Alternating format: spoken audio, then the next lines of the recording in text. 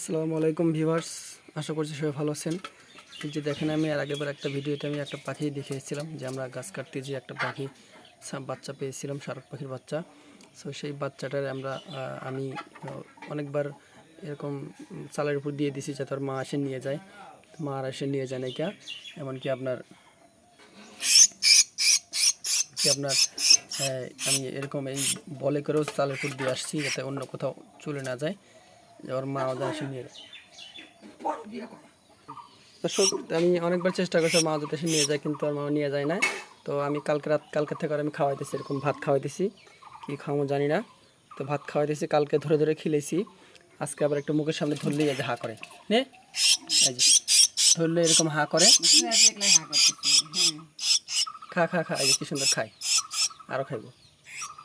তো খিদে লাগছে, সারা রাত আমি এরকম বলের মধ্যে আপনার ঢেকে রাখছিলাম, এখানেই নে হা কর, এরকম খাইতেছে, খা খা খা খাইতেছে। আমি একটু বড় হলে পরে আর আমি ছেড়ে দেবো, উড়ে দিয়ে দেবো।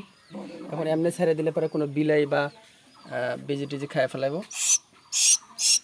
তো সবাই একটু দোয়া করবেন যে আর কী কী খাওয়ানো যায়, আমি সঠিক জানি না, তাই আপাতত ভাত খাওয়াই দিচ্ছি। কী খাওয়া যায় আপনার সবাই জানাবেন।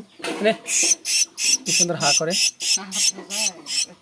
দাঁড়া পানি খা, পানি খা, হ্যাঁ পানি খা, আরও খাবি, খালা কী খাই নে, খা খা খা, নে পানি নে পানি, হ্যাঁ হা কর, হা হা হা কর, হা কর, হা কর, খাওয়া হয়ে গেছে, খা,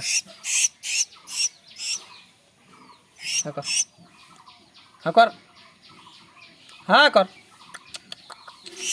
হ্যাঁ দাঁড়া পানি দিস, খা, আর খাও না, অনেক কিছু। সো দর্শক, সবাই ভালো থাকবেন, সুস্থ থাকবেন।